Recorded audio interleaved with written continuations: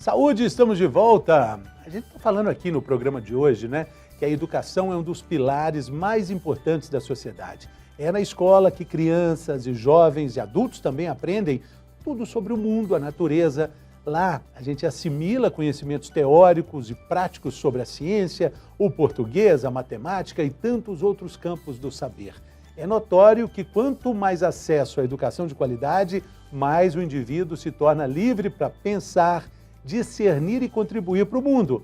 Nos últimos 2 anos, o planeta Terra inteiro enfrentou dificuldades para ver as escolas reabertas e com aulas presenciais. Agora, com uma retomada mais intensa por causa da vacinação, por causa da queda da mortalidade por conta do Covid-19, o que a gente observa é o fluxo das crianças em idade escolar voltando a algo que a gente pode definir como o famoso novo normal, ainda mais normal. A partir daí vem a preocupação com a rotatividade do vírus, como o da gripe comum, que agora está aparecendo de uma forma mais intensa por causa do longo período de isolamento, também por isso.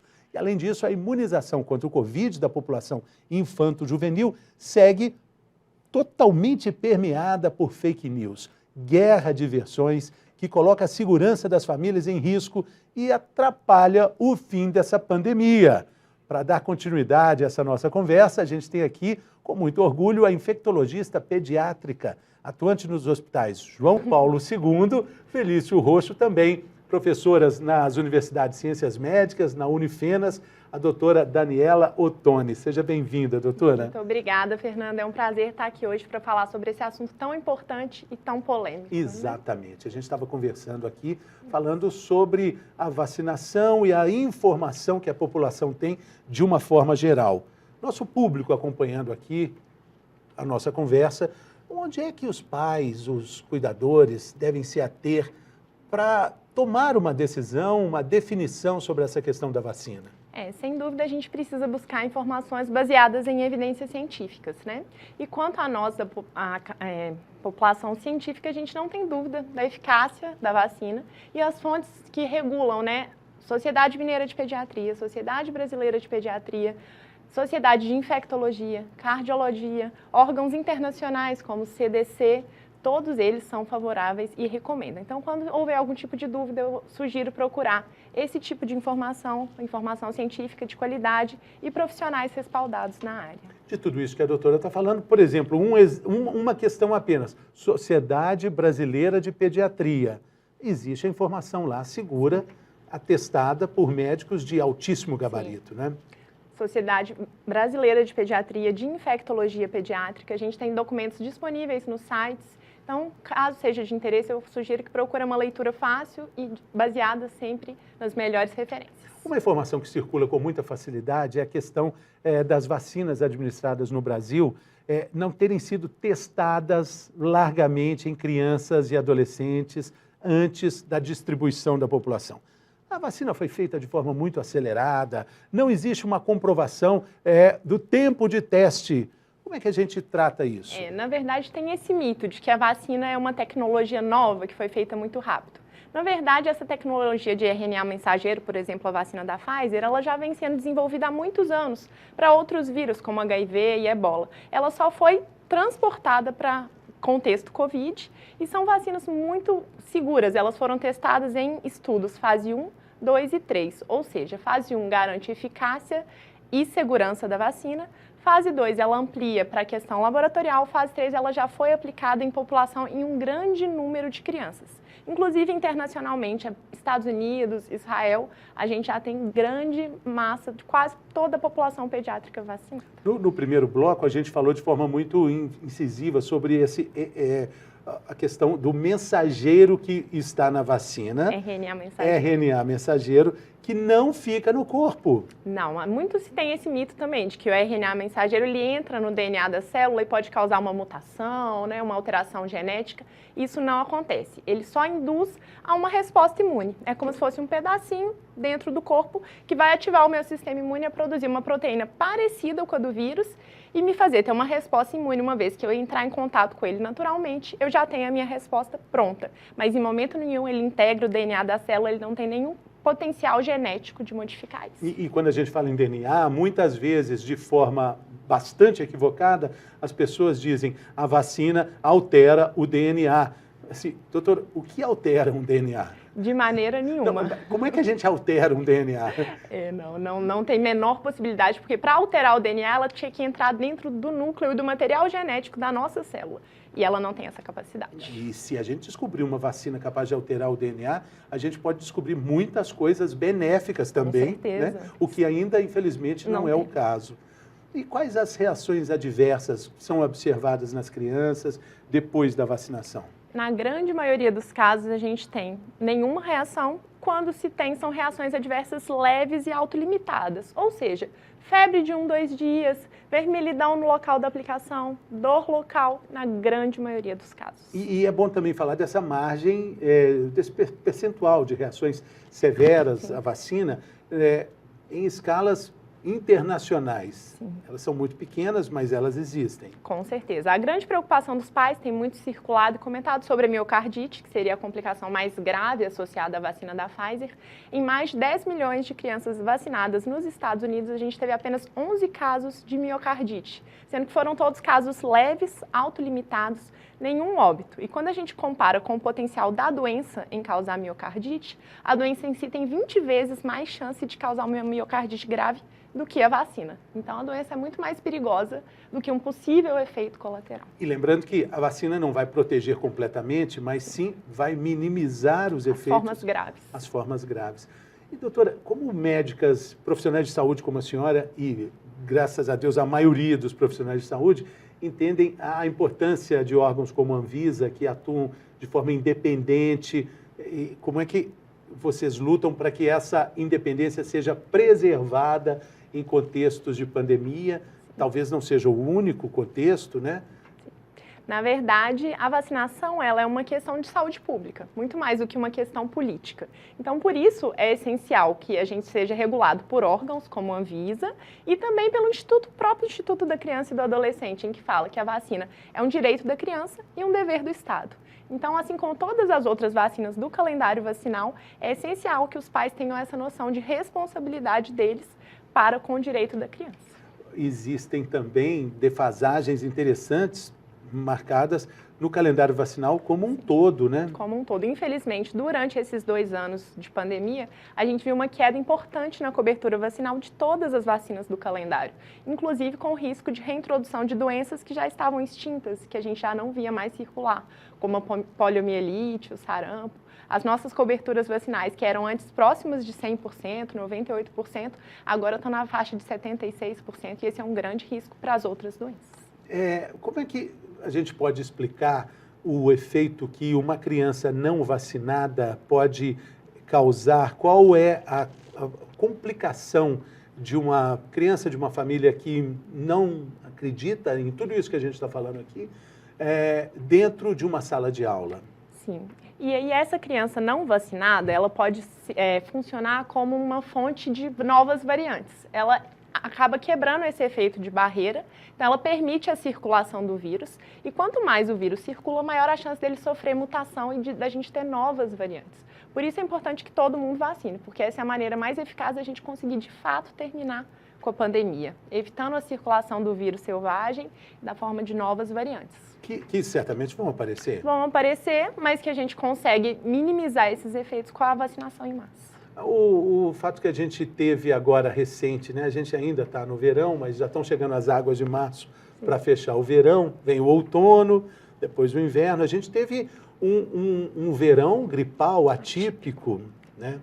A gente deve se acostumar com isso, com essas maluquices atemporais? É um pouco difícil a gente fazer essa prospecção agora, mas realmente, de fato, a gente sempre teve uma sazonalidade de doenças respiratórias na pediatria de março até junho. E aí, esse ano foi completamente atípico. Por quê? No final do ano, a gente teve uma diminuição da circulação do coronavírus e uma flexibilização das medidas de segurança, o que favoreceu mais aglomeração, menor uso de máscara. E aí, as pessoas que estavam isoladas, ao conviverem, esses vírus começaram a circular novamente e a imunidade também estava um pouco mais baixa. Então, a gente teve realmente um surto de influenza, de outros vírus respiratórios, prontos-socorros muito lotados, tanto na faixa etária pediátrica quanto a de adultos. E agora a gente começa uma nova sazonalidade em março, então a gente vai ter aumento de novo dos casos respiratórios por causa dos vírus que são próprios desse período. Mas já é outro vírus, né? Outro vírus, agora não o Covid. A gente está vendo muito sincicial respiratório, influenza, que são vírus que causam desde resfriado simples até pneumonias virais, bronquiolite, que é muito comum nos bebezinhos pequenininhos. A sua experiência como médica que atende essas demandas familiares, né? A senhora percebe que já existe assim, uma mudança de comportamento diferente da que existia antes nas famílias, com relação a pequenos resfriados, assim, não, o menino vai para a aula assim mesmo. Quais são os cuidados nessa nossa nova normalidade? Com certeza, eu acho que esse é um dos grandes legados positivos, se é que a gente pode dizer assim, da pandemia, né? A gente teve uma educação em saúde. Então, o ideal é que sempre que você tem algum sintoma respiratório, por mais que não seja o Covid, é que você não frequente um ambiente público. Então, a criança que está gripada, nariz escorrendo, febre, tosse, sintoma gastrointestinal, é ideal que ela se mantenha em casa, procure avaliação médica e fique isolada até o período para que não coloque as outras crianças em risco, não só em relação ao coronavírus, mas qualquer outro tipo de doença infecto-contagiosa. E vale para os adultos também. Vale para os adultos. Aqui em Belo Horizonte, o uso de máscaras em locais abertos está liberado, né? Não é mais obrigatório. Agora, a senhora acha que isso vai se transformar em uma atitude consciente, como a gente via antes, uma foto de uma rua em Tóquio, aí tinha duas pessoas com máscara, se eu ia procurar saber, não, os japoneses usam máscara em sinal de educação para não passar o vírus ou uma gripe que eles, por acaso, podem estar sentindo, né? Essa cultura é muito forte lá desde antes da pandemia, muito né? antes? E a gente aqui, infelizmente, não tinha essa cultura. E a gente espera, de verdade, que as pessoas tenham aprendido com tudo que a gente foi falando ao longo desses anos e que tenham esses cuidados realmente de se cuidar e, principalmente, de ter o cuidado com o outro, em prol da saúde coletiva, para evitar esse contágio. Então, se está doente, está resfriado, alguma doença infecto-contagiosa, permanecer em casa e, quando for circular em ambientes abertos, por mais que não seja obrigatório, se você tem sintoma, mantenha o uso da máscara, ou se você é uma pessoa com uma deficiência, uma imunossupressão. Hoje já existe quase uma exclusão de quem, um espirro hoje em local público, puxa vida, é constrangimento total, né? Isso, de certa forma, é até bom, né? É uma medida de prevenção que eu acho que veio para, espero que as pessoas continuem mantendo essa consciência. Nas escolas, a senhora acha que essa discussão, a gente ainda não tem como fazer uma previsão, mas com novas variantes aparecendo, a senhora acha que vai ter essa discussão de levar ou não as crianças para as aulas, as escolas podem fechar? A gente viveu polêmicas acirradas com relação a isso. Foi um assunto muito polêmico ano passado e a gente tem visto muito a repercussão que isso causou na vida das crianças. Esse mais de um ano sem aula foi muito prejudicial. A gente sabe que a gente vivia um momento diferente, onde não tinha vacina, onde se fechar as escolas foi uma medida prudente. Mas hoje em dia a gente está num momento diferente da pandemia. Então a gente já tem a vacina, inclusive para os pequenos. E aí, para a gente poder voltar à aula com segurança, o essencial é que eu tenha a população vacinada e que eu mantenha os meus cuidados individuais. Mas o benefício que a escola tem na vida de uma criança, ela não pode ser deixada de lado. Então a gente tem visto muitos casos de obesidade, depressão, ansiedade no consultório e que todo esse contexto foi muito prejudicial na vida dos pequenos. E dos pais também, né? Essa educação à distância enlouqueceu famílias inteiras, né? Sim.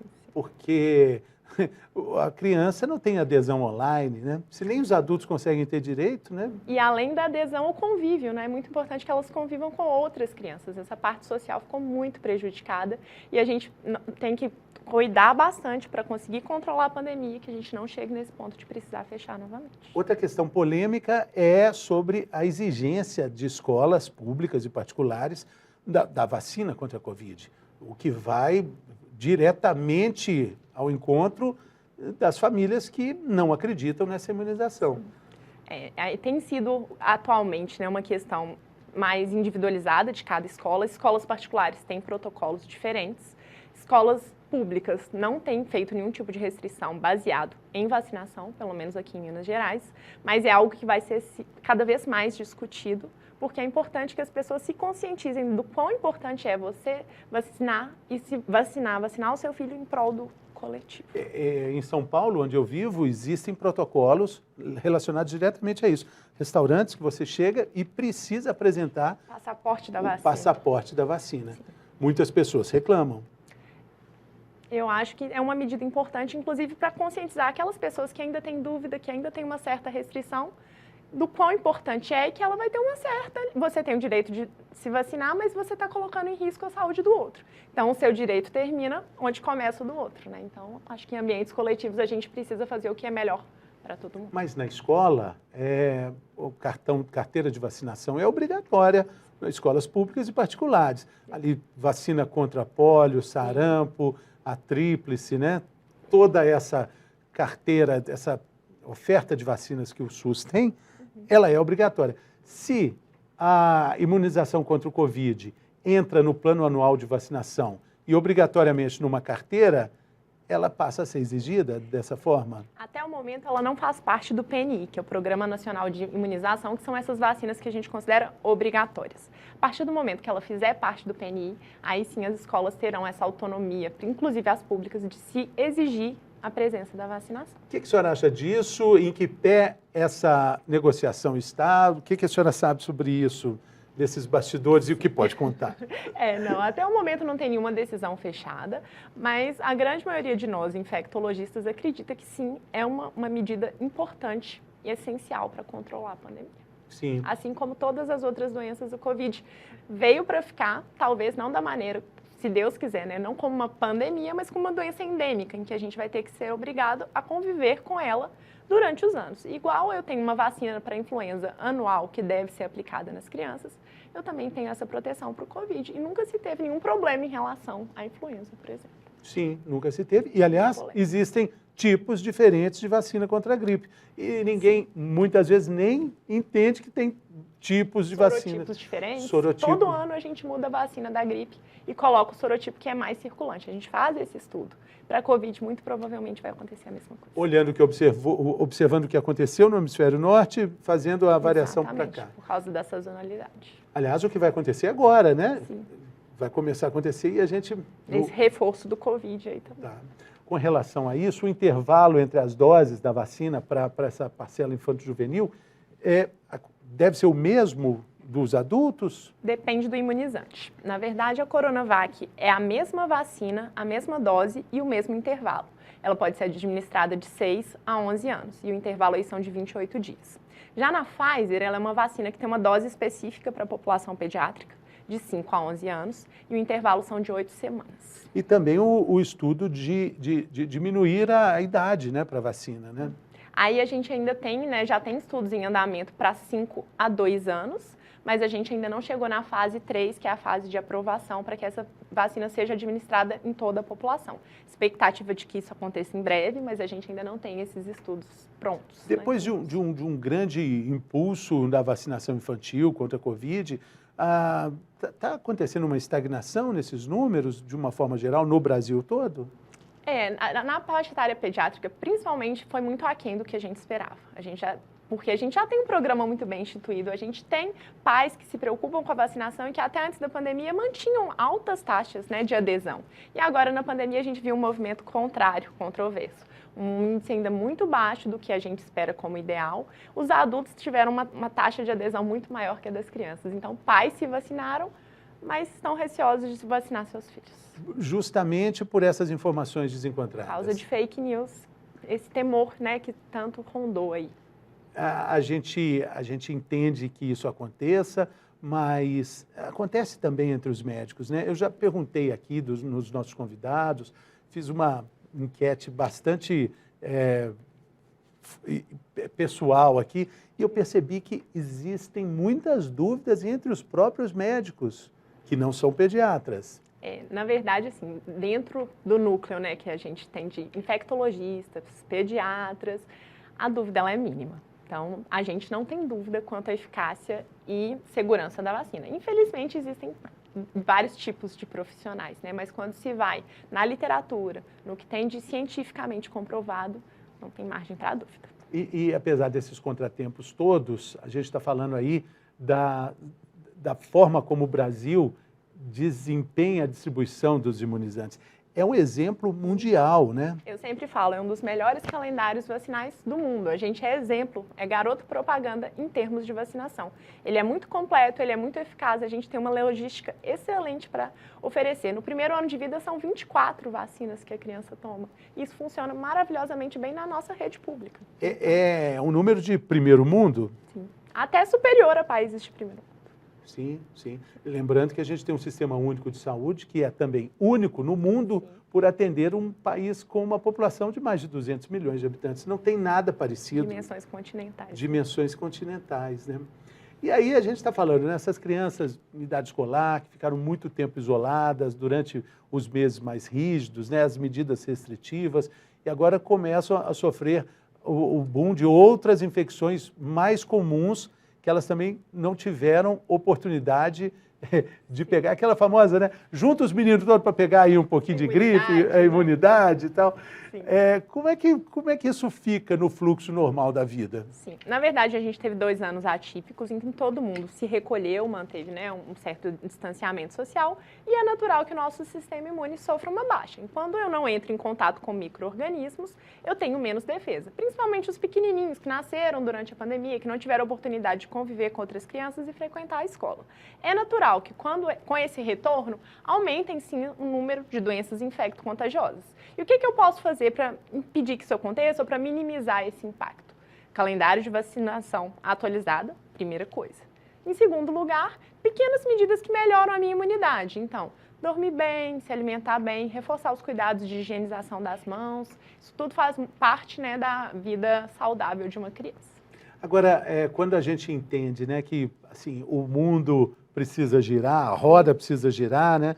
Eu gosto muito de citar o exemplo dos aviões que começaram a entender a gestão da pandemia, saltando cadeiras. Então, você pegava um voo, naquela fase mais crítica, tinha um espaço maior, né? Bom, agora acabou tudo, os aviões estão lotados, você vai exprimido do mesmo jeito.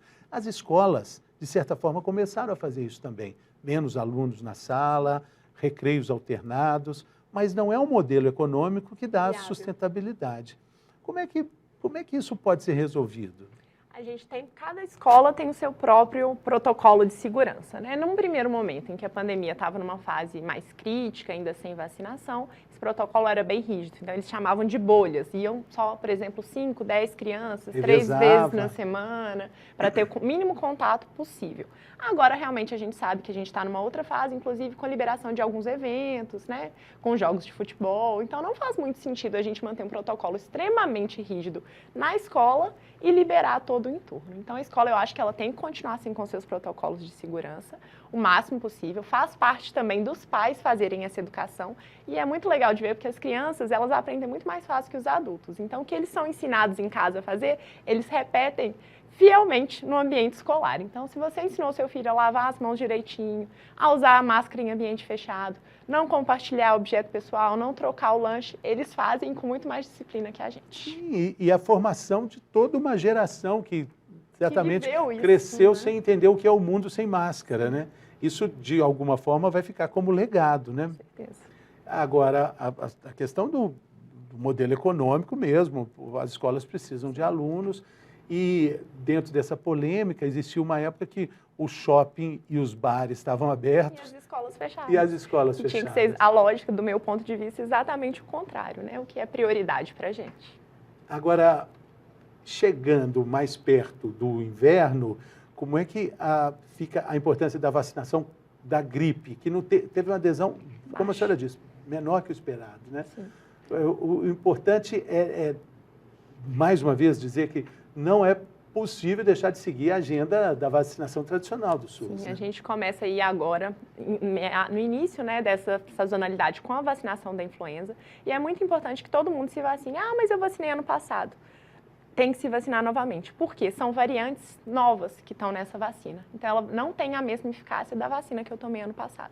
É importante que eu tome a vacina desse ano para eu estar protegido. Inclusive, as crianças pequenas fazem parte desse primeiro grupo a ser imunizado, profissionais de saúde, idosos, crianças pequenas, e depois abre para a população de uma maneira geral. Mas é essencial que a gente mantenha esse cuidado para evitar o surto, igual a gente teve de influenza em dezembro do ano passado. E o hospital que a senhora trabalha, o João Paulo II, atua né, como referência no estado para doenças infecto-contagiosas, né? Como é que foi atender o boom de casos de Covid? Deve ter sido uma experiência de vida fantástica. Talvez as pessoas que são contra a vacinação, talvez seria importante dar uma passadinha lá para ver o que é, né? Com certeza. E o que a gente fala é que a gente viveu como se fosse uma pandemia atrasada. Porque no início, as crianças foram poupadas, elas estavam muito isoladas, muito protegidas. E à medida que a população foi se vacinando, o vírus passa a ter preferência por aquela população que não está imunizada. Então, no final do ano, com a flexibilização mais em alta e as crianças convivendo mais sem vacina, elas ficaram muito expostas. O vírus circulou muito e aumentou muito o número de casos. É claro que em crianças a gente sabe, a tendência é que seja uma infecção mais leve, mas a gente viu, sim, infelizmente, muitos casos graves de síndrome respiratória aguda grave, pacientes que precisaram ir para o CTI, né? Síndrome inflamatória multissistêmica pediátrica, que é a complicação mais temida da Covid, que é como se fosse um processo inflamatório difuso. Por mais que a infecção inicial do Covid seja leve, até um mês depois a criança pode apresentar um quadro grave, incluindo vários órgãos, coração, sistema nervoso central. Então, sim, eu posso ter complicações graves do Covid, a gente viu isso de perto, infelizmente. Infelizmente, né? Agora, se discute muito a questão contemporânea da nomenclatura pandemia, que ela deveria ser mudada, né? E com isso as restrições ficam menos severas. Do ponto de vista científico, de novo, quais são as implicâncias dessa nomenclatura? Pandemia é quando a gente considera que é uma infecção global, que atinge, né, todos os continentes, vários países do mundo. Quando a gente fala em endemia, a pandemia é uma doença nova, que é um vírus que entrou na nossa sociedade que antes não circulava. E tem um monitoramento mais específico. Por quê? Assertivo também, né? Exatamente, porque as pessoas nunca tiveram contato com esse vírus antes. Esse vírus da pandemia, o coronavírus antes, ele nunca tinha circulado entre nós. Então, estava todo mundo desprotegido, exposto. Depois dessa fase de pandemia, a grande maioria das pessoas vão ter um certo tipo de imunidade, seja pela vacina, que é a principal forma de proteção, ou até mesmo porque já tiveram contato com o vírus. Então, o impacto desse vírus entre nós passa a ser menor, passa a ser similar ao da influenza, por exemplo, que é um vírus que já existe, que já circula, que pode sim causar infecções graves, por isso a importância da vacina, mas que a gente precisa ter menos restrições. Então, como ele já está circulando, eu posso tentar flexibilizar e voltar à vida mais próxima do normal. É aceitável, isso vai acontecer. Sim, de qualquer forma. É o que a gente espera, é a evolução natural de uma pandemia. Mas em avaliações assim sobre o que nos tornamos depois da pandemia, né? Infelizmente, apesar de tantos prognósticos de que, na época, né, quando começou, a humanidade vai melhorar, nos tornaremos melhores, né? Isso não aconteceu. Mas aconteceu algo importante, a gente passou a valorizar a gripe. Não é mais gripezinha, né? Não é gripezinha. Qualquer infecção viral, as pessoas tinham muito medo de infecção bacteriana, mas qualquer infecção viral pode ser potencialmente muito grave. Posso precisar de hospitalização, internação, óbitos, inclusive a própria gripe, né? A influenza causa muitos óbitos em pessoas idosas, crianças de alto risco. Então, a gente não pode desvalorizar um resfriadozinho, uma gripezinha, que às vezes, para mim, pode ser, para quem está do meu lado, não. Por isso que é importante também ter essa... E a diferença de uma gripe e um resfriado, né? A gente tem algumas gripes ao longo da vida e resfriado a gente pode ter vários, né?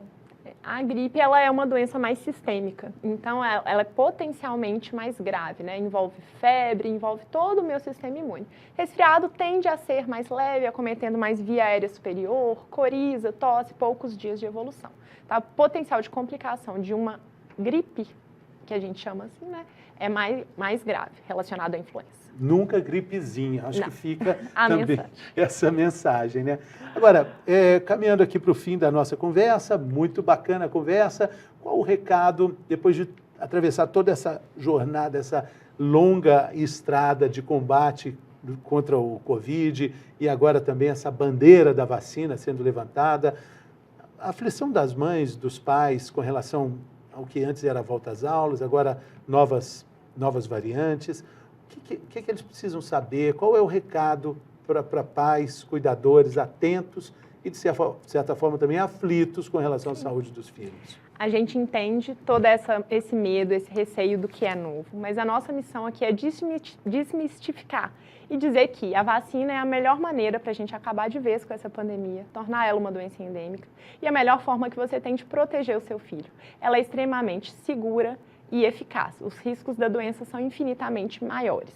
Então, se você ainda tem algum tipo de dúvida, algum tipo de restrição em relação à vacina, procure pessoas qualificadas, procure entidades sérias, igual a gente comentou no início do programa, se informe, mas de maneira científica, não dando ouvido às fake news, porque só assim a gente vai conseguir passar para um estágio melhor e mais seguro para todos nós. Continuar lavando as mãos também vai ser sempre indispensável. Sim. Aliás, já era antes da pandemia. Com certeza. Continua sendo importante, né? E a vacinação, lembrando, não só do Covid, mas todo o calendário vacinal é essencial para a gente evitar novas pandemias. Isso é muito importante. Máscara sempre, resfriado, então aquela camisa que já está fazendo sucesso.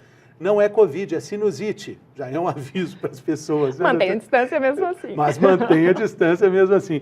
Doutora, muito obrigado. Doutora Daniela Ottoni, muito obrigado pela sua participação aqui. Sucesso na jornada. Parabéns pelo trabalho no combate a tantas desinformações e no atendimento a tantas pessoas que precisam. Muito obrigada, Fernando. A gente que agradece o espaço para poder desmistificar um pouco e sempre, de acordo com vocês da imprensa, né, a gente trabalha muito junto para poder trazer informação de qualidade para as pessoas em casa. Estamos na mesma luta. Sempre, né? Juntos. Valeu. Foi um prazer. O prazer é nosso. Muito obrigado também pela sua companhia. Siga conosco na programação do canal Viver Brasil. Mande sua opinião sobre o que você está achando da programação do canal nas nossas redes sociais. Elas estão lá prontas para receber a sua mensagem. A gente fica por aqui, mas também volta por aqui. Até a próxima. Saúde!